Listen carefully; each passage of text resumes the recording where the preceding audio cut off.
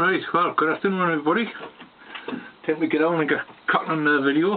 I had meant to start last Sunday, but unfortunately the weather come in, rain, unexpected, and we had attempted to get the 100-foot greenhouse up in the allotment repaired, but we'll put that on a back burner, and we'll manage to get started there Monday afternoon. We're getting 60 foot of it covered and 40 foot to go, so we'll get that done hopefully this Sunday if the weather stays fine.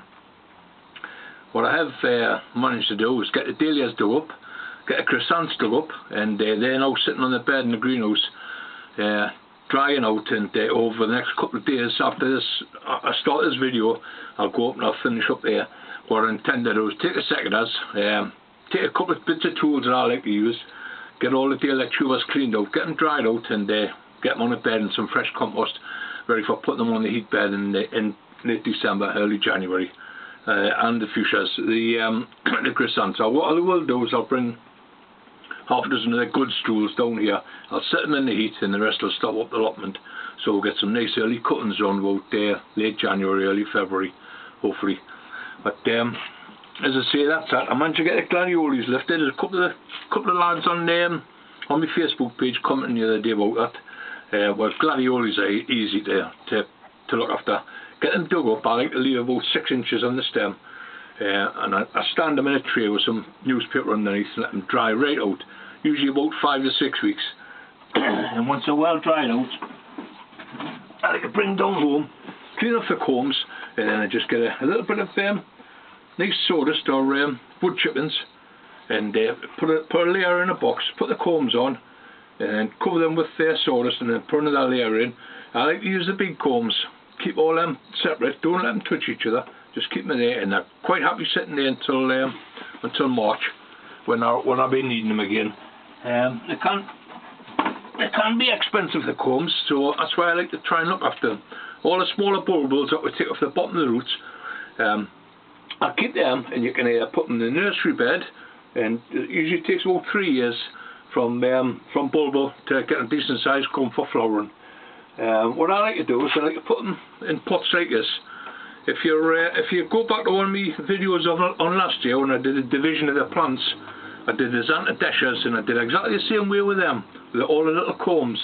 And what I do is I like to put a half dozen in a pot, and then just leave them. The compost has got to be really free draining though for gladioles. What I like to use is half a pot of my compost that I make up, and half a pot of good sharp sand. I know you think that's maybe a lot of sharp sand, but it's imperative, because I like a really good sharp free draining mixture. The combs hate to be sitting in water, so the last thing you want to do is to put them in somewhere damp where they're going to rot off.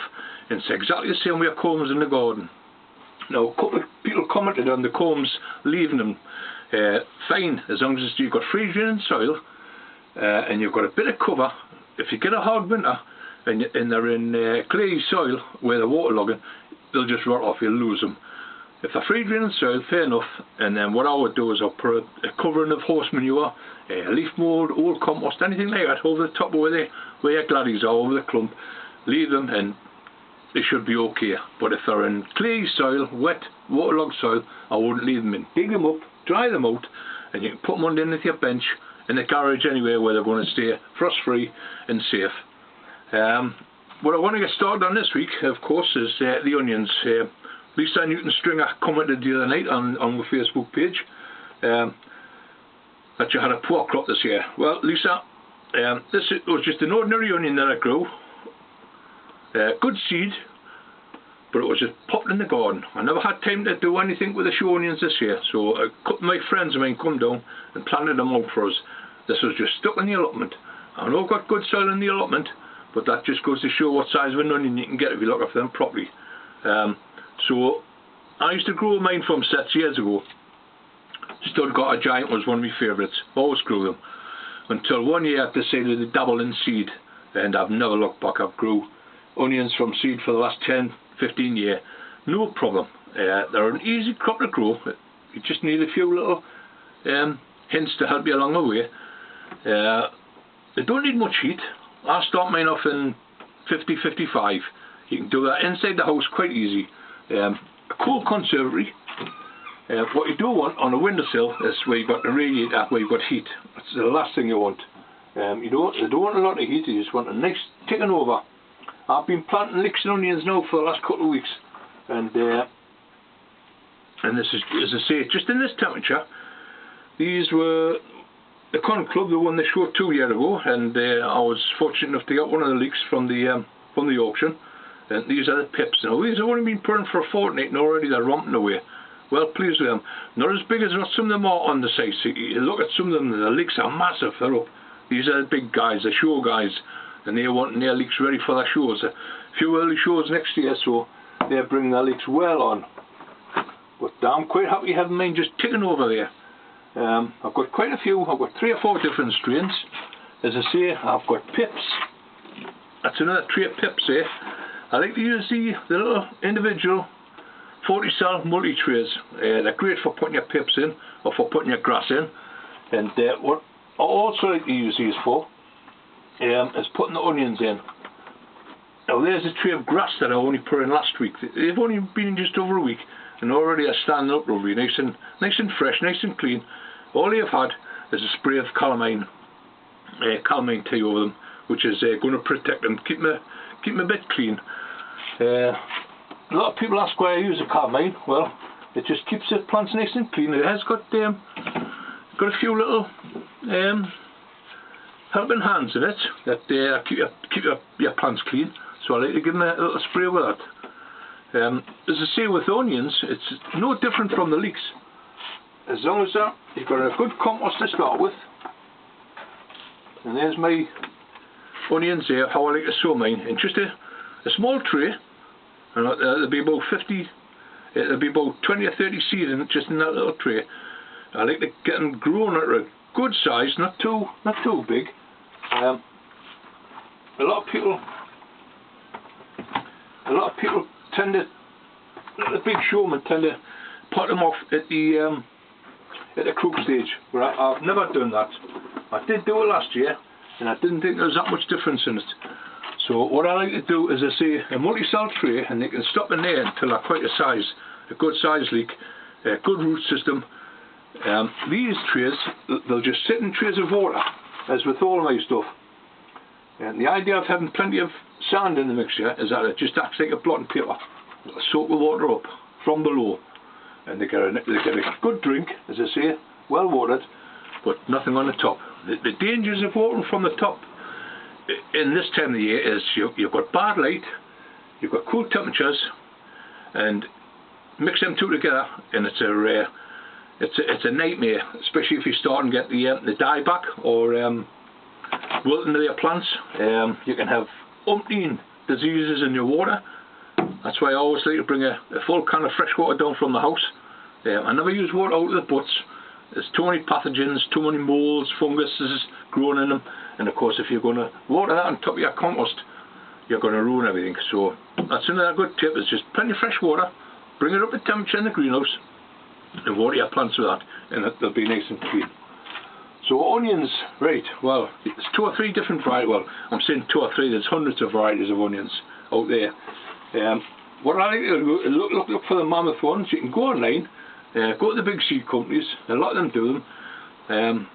Ailsa Craig, you'll get them anywhere, and if you're just growing them for yourself, you want to impress the neighbours in your family, Ailsa Craig's a fantastic onion grown from seed. It's not a hard one to grow. Mammoth's another good one. Kelsey, or just look around your local shows, find the big growers you can send away. I've got some leeks sent down, some onion seeds sent down from Dave's allotment. Now they're PG, and I think they're Peter Glazebrook. Peter Glazebrook years ago was one of the big onion world onion holders. So I've got some great hopes for them. They've only been in a fortnight, and they're romping away already. As I say, they're out of the crook stage. I'm not going to bother potting them off. They're straightened up there now. You can see a couple of them just in the crook stage. That's when a lot of the big growers tend to pot them up, but I'm just going to leave them. I'll leave them in these pots. I'll let them get a nice big root system, and then I'll pot them up. I'm quite happy just letting them sit in there. I've got about 4 trays at the moment sown. So what I'm going to do, I'm going to sow some of these ones. You know me compost now, multi-purpose for seed sown. It's multi-purpose compost. with an extra handful of good sharp sand. And then I finish off with the multi-purpose compost and a handful of vermiculite just to cover over the top of them. Now your onion seeds themselves, well, they're easy. You can tip them out of your packet. Tip the onion seed out of your packet. On some of the big ones, on some of the big varieties, as you see this eating there, you can see them really easy enough. And they're easy enough to pick off. Now these ones, a couple of my family went away to Spain a couple of weeks ago for a party, and they brought us back. Now if you're going to buy, I always tend to buy British seed, but every now and again I'll be tempted to get a pack of these. Mainly because the amount that's in them is about 300 seed in one pack for a couple of euros. Now they're nice big onions, but these will just be for the allotment. They'll not be for any shows, they'll just be for the allotment. So if you want to follow me through the year, I'll just show you how to go on. What we'll do is we'll sew 6 of these compartments full up, and they'll fit in a tray just nicely. Excuse me, and we'll take that up the allotment and we'll grow them on in the allotment, just in a cool melon house inside the tunnel, which temperatures will be roughly around about the 45 to 50 mark. Even in the winter it'll only go down to 40. If it does drop any colder, I can pop a little bit of gas on and just keep it frost free. And we'll sow the onions the same as what I sowed me LEEKS, me pot leeks last year, just in cool conditions. And we'll do that exactly the same way. And follow me through the year, and we'll watch how them grow. As I say, they're a lovely, nice, fresh, sweet onion. Them, the Spanish ones. So we'll pop them in tomorrow, and then we'll get ourselves up the allotment when they're sown, and I'll stick them in the melon house. Loads of subscribers this week, new subscribers. Well, welcome everybody. It's quite a good little site of ours. What we have got on my Facebook page, it's Jeff Foreman on the plot. So we have discussions every night. Pictures being posted, comments being posted. There's a really good mix of people right across the country on my site. We're about 620 members now. So for you on YouTube, if you're waiting for a video coming out and you want to get on our site, well, just post one invite, send one invite, and we'll get you onto the site. And like I say, the site's open every night, all day, and there's always some great characters on there. So you'll enjoy yourself. If you get stuck with a few questions or something you need to know, by all means, if I don't know, there'll be somebody on our site that will know.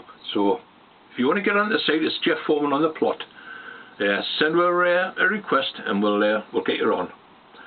So hopefully after the day, we'll get these onions finished, and we're ready to rock. We'll get up the allotment tomorrow. I'll get this video finished off, and I'll show you how to go on with the Dahlias and the Chrysanths. I really need them Dahlias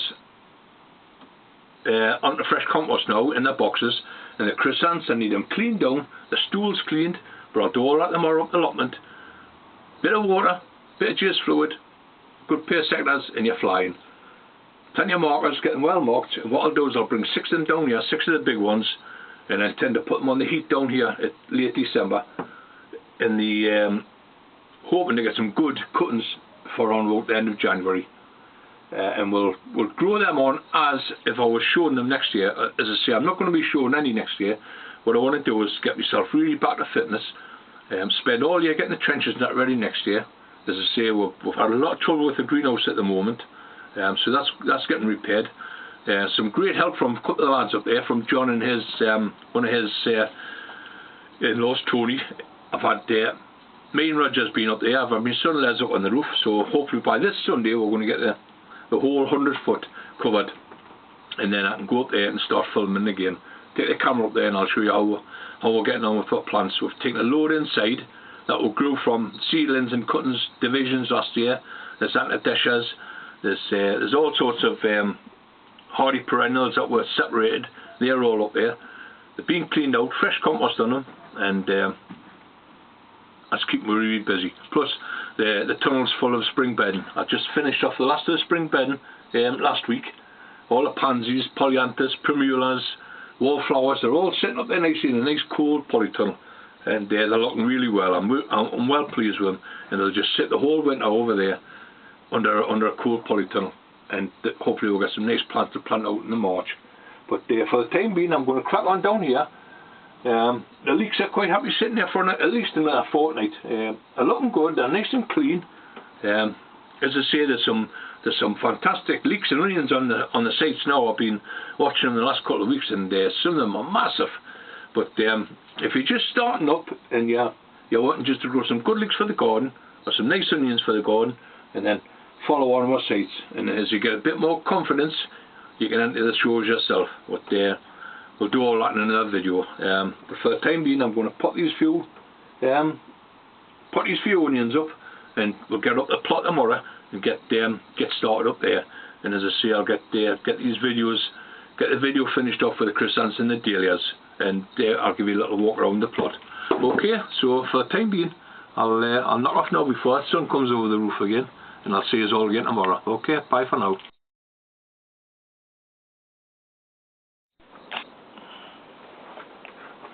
Alright, well, morning everybody. Time to get this video finished off. It's been a few days since I started. Unfortunately, the weather's turned bad over. I think the rest of the country is suffering. I've managed to pop up this morning. I think I've got a window of about an hour. It's brightened up just nicely, and the rain stopped. It's been howling all night, thrashing down up here in the northeast. So I thought, well, now that I've got a chance, I'm going to pop up the garden and see if I can get the video finished. Well, the main thing was to get the Dahlias and Chrysanths up. At the beginning of the week we managed to get up, and I got John up and Tony and my son Les come up, and they repaired the 100-foot greenhouse. We've got the new skin on there, that's great. So what I've managed to do is get all the Dahlias brought inside, get the Chrysanths dug up, and they've been sitting in the bed, just sitting in the bed for a week. And they've been drying out just nicely. Now that's a Chrysanths stools now, the way they are, and they're lovely and dry, and that's the way I like to see them. Normally I would strip these right back, but what I'm going to do this year, I'm going to leave this bit green on, because I'm hoping to take some cuttings around about end of December, middle of January, for some nice early flowers next year. As I say, what I would normally do is strip the stool completely down, and but I'm just going to leave it.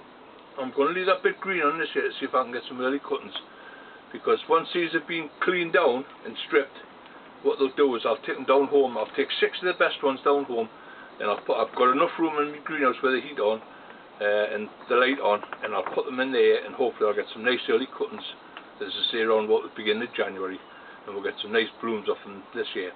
If you want to grow Chrysanths, you can leave these in the garden, especially the outdoor ones. If you don't want to dig them up, leave them in the garden. Your root will grow bigger and bigger each year, and that's the idea of the divisions. You can dig your plant up, anytime from when it's died back, split it into 2, 3 or 4, replant it, and it'll just grow away again. But for show varieties, like all the showmen, they like to dig their stools up and put them where they're safe, cool greenhouse, on a little bit of heat, and then they'll throw up the new stools and take all new plants for next year. So there's no chance of disease carrying on from year to year. It's always fresh new plants, and I've done it for years now. I've always taken fresh new cuttings and discarded the old stools. So this is just the first step. So I'm going to start with this Chrysanth anyway. And here's one I've just done. What I've done, I've just taken a pair of scissors, a pair of secateurs, and just cut it into a little ball into the root. Shave most of the root off, and cut the stem down to 6 inches. Now that, to me, that's perfect. And all that needs now is a 9-inch pot, or smaller, depending on what you've got. That'll do. Little 9cm one. It'll fit in there just nice. I like to try and give mine a little bit more room though. But what we'll do, we've got some compost already made up, and this is mule compost.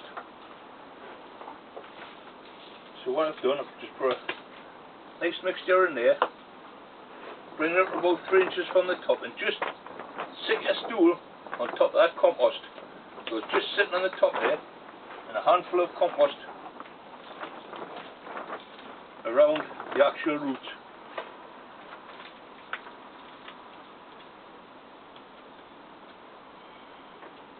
Just jiggle it around a little bit so the soil goes down and amongst this.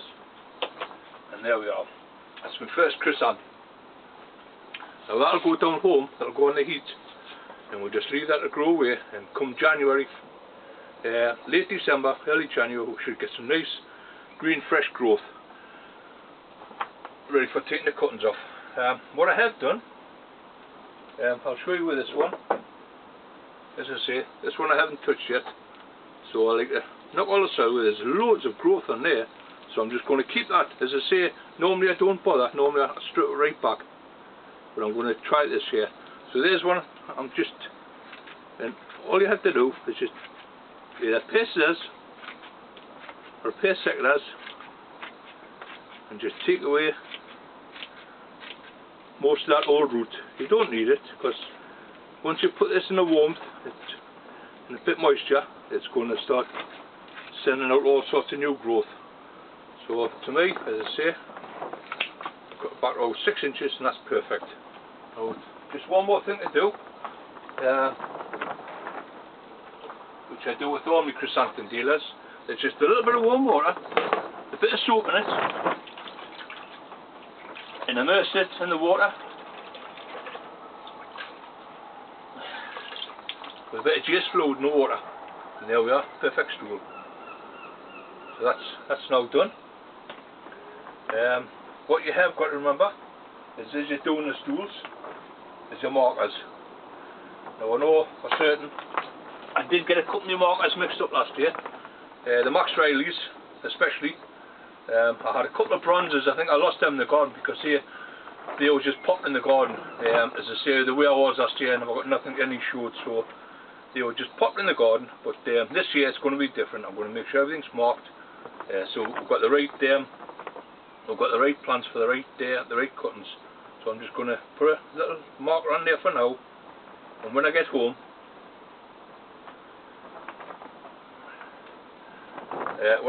I'll change all the markers, put some nice new markers in them, so they don't get disturbed. So that's Liverpool Festival. Markers in there now, and that's perfect. All ready to go. I'll just sit in the heat down home. For the time being, it'll sit in a cold greenhouse. It's frost free in here. I'll go down into the centre part here, where it's just been newly covered. It's frost free down there, so they'll sit in there till about the middle of December, and then I'll take them down home and they'll sit on the heat. So that's chrysanthemums out the road. Well pleased with that.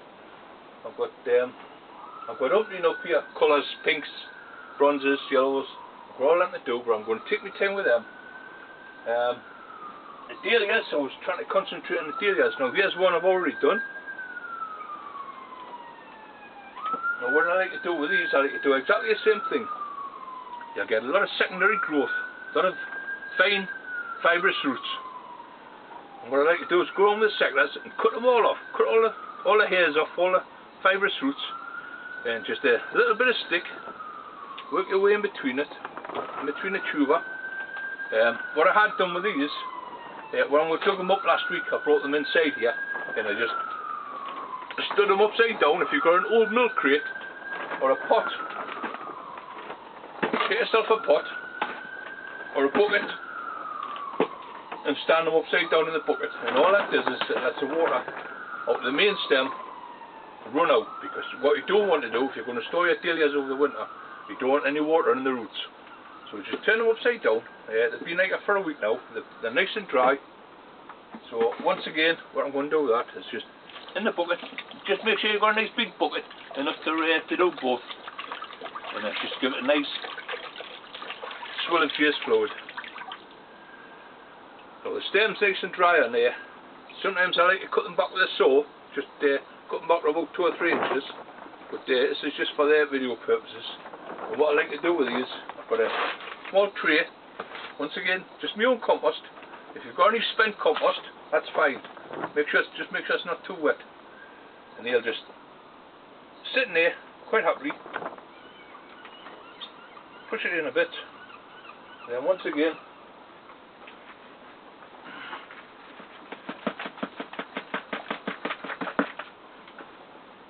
a little bit of compost on the side of it.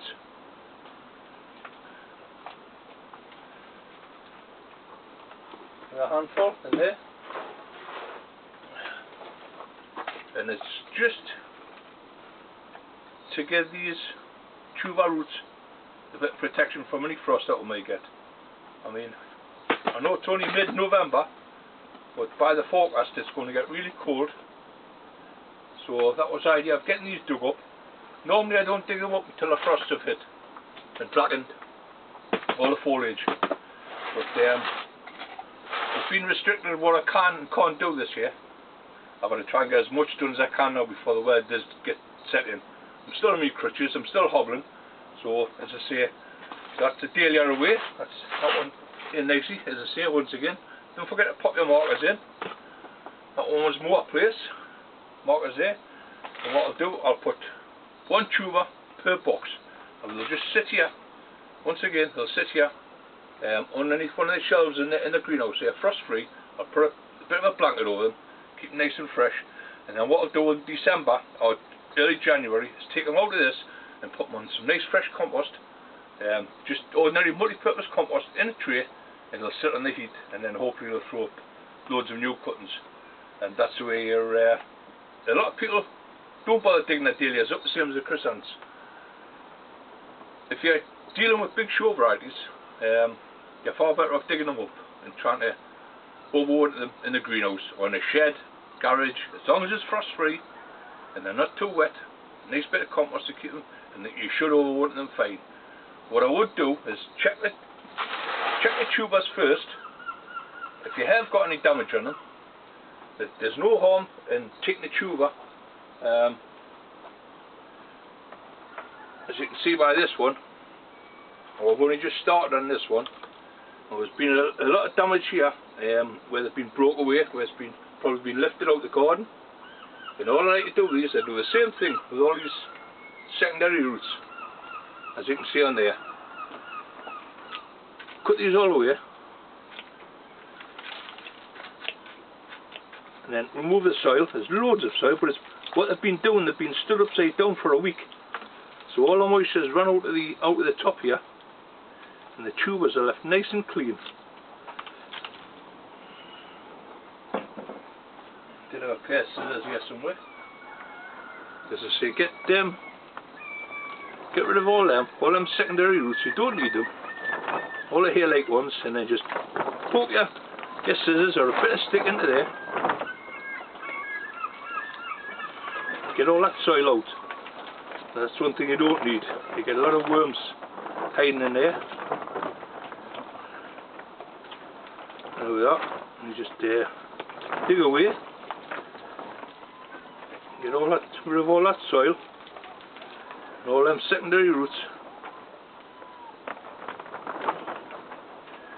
It can be a bit of a tedious job, but if you just take the time, go around them nice and slow, and you'll end up with a lovely fat tuber just ready for putting to sleep. Now mine are only going to be down a few weeks. As I say, normally I'll not dig my tubers out until the frost hits, but I want to get them out a little bit earlier this year. As I say, I'm restricted in what I can and can't do, so this is one job I want to get out the road before the weather does turn bad and I'll not be able to do anything outside. But even the pair of scissors, just a blunt end, and dig into the tuber there, and get all that soil out.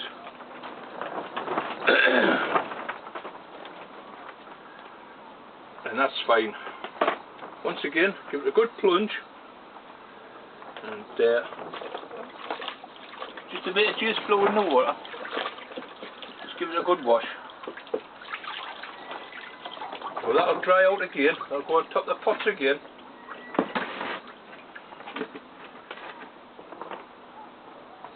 There we are. Stand it upside down in your pot. That's fine. Now that'll dry out lovely in about a half an hour. And then the last thing I'll be doing with it, especially where there's any damage on the root, just take a little bit of yellow sulphur and puff a little bit of yellow sulphur on the roots, especially where the damage is to the tubers that's been broke or snapped off. A little bit of yellow sulphur on, and that'll be fine. Half an hour's time, I'll be ready to go into the compost. So we're well away. I'm going to finish off with one more of these Chrysanths before I knock off today. I'm going to get that one in its pot that I've already cleaned up. As I say, it's a perfect little plant that. Quite chuffed with them, so I'm just going to set that on the top of there and pop a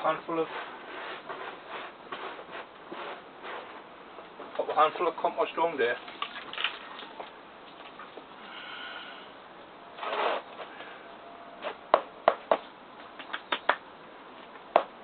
And that is fine. Well chuffed with that. I've just got to find the marker now for it, which is bronze Riley.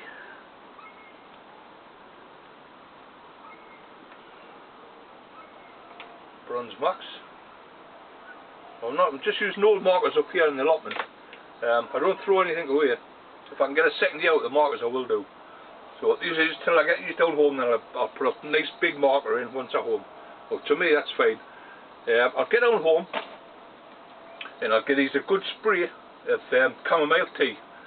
A lot of people have been asking why I use a chamomile tea. Well, it's got loads of antibiotical properties in it, and instead of using chemicals to spray my seedlings to stop any damping off, I always use chamomile tea, and that does exactly the same thing, but it's organic and it's natural. No nasty chemicals, and just give them a good spray of that, and I find that it keeps them nice and clean. If I do get any bugs or pests on them, I can turn to other different methods. I'll use a rhubarb juice through the middle of the year. If I'm not eating them, if it's just for, as I say, for flowers, I don't mind using rhubarb juice in them. As I say, it is a poison, so you've got to be very careful.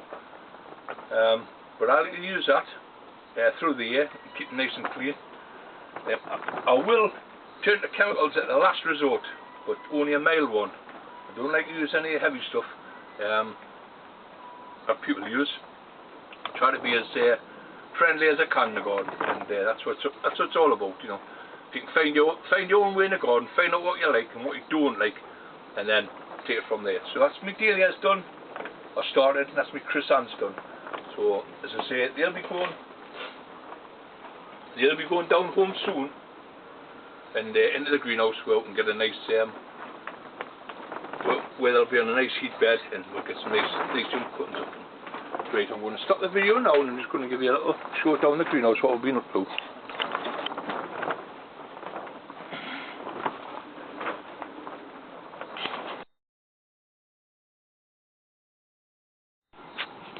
Right, okay. Well, as you can see, the new roof's on.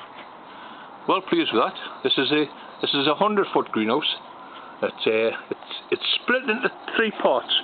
The top end where I've just been filming is where I like to do all the potting off. I've got my benches up there, doing all my potting mixes, and from there I can bring them all down into greenhouses. Now Roger's just finished this bed off this week. He's just limed it, and what I'm going to do, I'm going to put some spring cabbage into here. As you can see, we're all spring bedding. There's a nice tray of delphiniums there. These are some chives. I've just popped in some early chives. Sweet William. We've got trays and trays and trays of spring bedding, but they're all quite happy just sitting in their pots here. And the bottom tunnel's full of them, so I'm quite happy just letting them overwinter in here.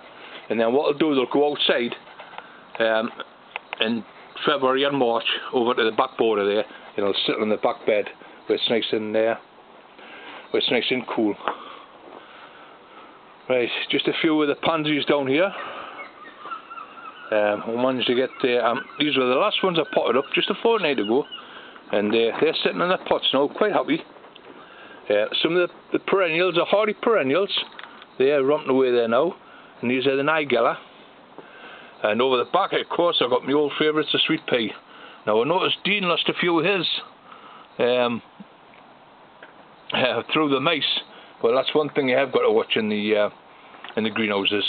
Now what I'll be doing with these will go, if you see the shelf up on there, these will go back up on the shelf. They've been taken down while the lads were up busy doing the greenhouse roof. So what I'll do today is I'll put these back up on the shelf. As I say, they must have full light. That's a priority with these, and they're just ticking over just nicely, nice and slow growing. I don't want anything any faster than that. By January, as I say, you get a few weeds starting to come up amongst them, but if you just fiddle through them, pull the weeds out, they'll be fine. Now they'll just sit there until January, and then they'll be a decent height of about 2 to 3 inches, and that's when I'll take the scissors to them and give them a good clipping down. But yep.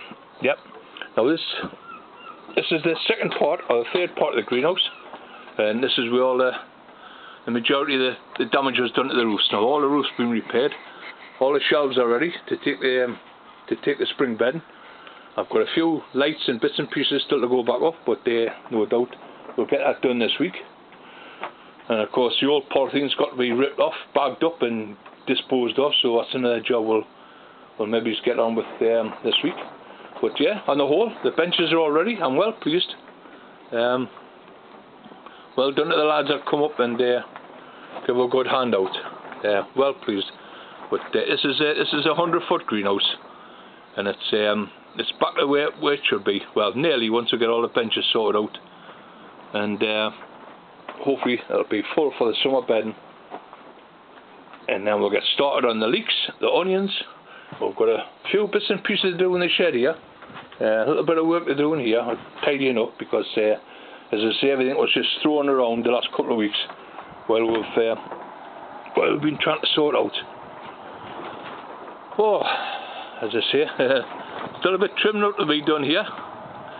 But at the moment we can't get anything done with this rain and the wind. But we'll get all the lats put onto there. As you can see, the greenhouse right away up there.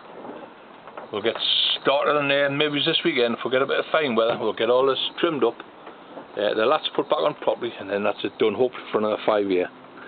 We'll just pop in here. And the first of the polytunnels, and there we are. I've been bringing fuchsias down. These wallflowers are just about ready to go out, but they'll sit here quite happy in the winter, frost free, and they'll be fantastic plants ready to go out.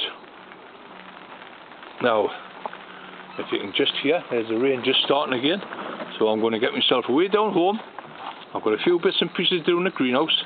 I'll be quite happy down there. So my spring cabbage, now what I will be doing this weekend, I'll be getting the spring cabbage planted out. Now they're lovely plants, just nice for planting out into the polytunnel here.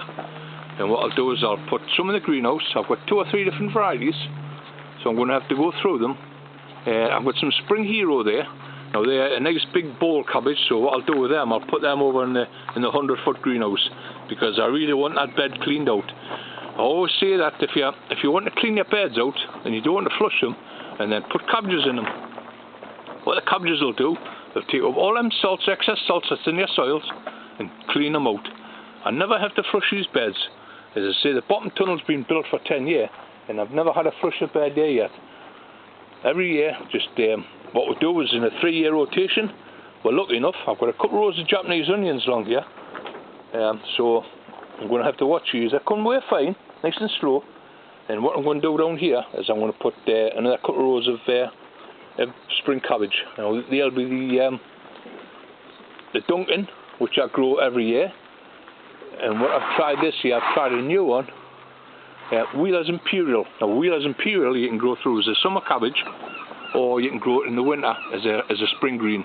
So I've tried Wheeler's Imperial for the first time. As I say, I always like to have a dabble with different seeds, if I can find them. There's mortgage lifter on there, and that's Duncan as well. That's Duncan. So I see I'm going to have to get sorted out with this marking, because I'm getting a little bit gung ho with the marking, but no doubt we'll sort them out. The melon house, which is in here, which we've got one little gas heater sorted out. Now this will go on possibly in the next fortnight, and all it's going to do in here is keep it frost free, because what I like to do is to bring, once I get it sorted out, is to bring the dahlias into here, and the dahlias will just sit underneath in the bench, and I'll be quite happy for the next 6 weeks. What I have got on here, I've set some shallots away. There's Jamo shallots. I grew these from seed last year, and I've actually got quite a nice bowl of them. So I've potted them up, and hopefully get some nice ones for next year. As I say once again, loads of spring bedding. I've been bringing me geraniums in, The fuchsias are in.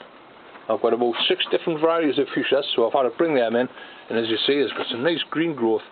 I will put a little bit of heat on here, just frost free, that's all, and hopefully we'll get some nice cuttings off them in January. Once again, loads of spring bedding. Once I get all this sorted out, oh, there's the Wheeler's Imperial there. I knew I had some somewhere. That's a Wheeler's Imperial there. They're a nice pointed cabbage. Now you can grow these in the summer, or you can grow them in the autumn for a nice spring cabbage. So it's the first year I've tried them, so as I say, I like to try different seeds each year and just compare them with my own favourites. But I've been busy sending away for all my seeds over the last 3 or 4 weeks, in and out the catalogues. But I'm well chuffed with what I've got ordered. And another box of pansy here. I've got pansies coming out here this year. But yeah, I've got everything done, everything's ordered, so we're all set to go. We've got the lights on down home, we've got the heat on down home, and we're ready for lift-off. So if you want to follow us through the next year, well, as I say in the first part of the video, welcome to all the new lads. There's loads of new subscribers coming on, but welcome to everybody, all the new lads, and hope you enjoy your sight. This is the plot, so we'll start on some regular videos now that I'm getting a little bit better. What I must do this weekend is to get the last of the strawberries done. There's still about 24 strawberries sitting up in the top end here, which must be potted off this week. I'll get them done, and I've got a few strawberries left over for Dean Hood on Dean's Oyster plot, so no doubt he'll be popping up for his. But yeah, I'm well pleased. I'm getting a little bit done each day. Well pleased with that. Just one last thing before I knock off. What I did find is on the benches outside, I found a tree of marigolds that were not used. They have sat there all summer. So what I brought them in for is I just noticed they're full of seed head. Now I save the seed of these every year. I've had these for about 10 years now. I know they're not very expensive to buy, but you know, people that's on a budget, and they can save their own seed, and then, you know, it's going to save you a few pound. Quite easy to do. So what I'll do at the weekend, I'll strip a few of these down, get the seed heads off them and get them dried out. Once again, in an envelope, just a little bit of yellow sulphur, and they'll be fine. They're a lovely variety, Naughty Mariette. Fantastic little marigold, and what I like to do with mine is I place them in amongst my tomatoes, and of course it keeps the white fly away. So that's another little tip for you for next year. But I'm going to sign off for the time being, get on and get this video online, and hopefully I'll see you all again in a week's time once I've got all the dahlias finished, the chrysanths and the dahlias finished, and then we'll get on home and get started on some leeks. The leeks are in there, they're growing away nicely, the onions are growing away nicely. I've got a few more little bits and pieces to sow before we'll get into the Christmas holidays, which I know it's only a few weeks away, but it'll sharp beyond me. So for the time being, if you want to come on my Facebook page, everybody, don't forget it's Jeff Foreman on the plot. Just send a request and we'll invite you on. We have regular updates every night on there. Some great bunch of lads and lasses. So we'll see you again soon. Okay, don't forget to share and don't forget to subscribe, and I'll see you in the next video. Okay, thanks for now. Bye bye.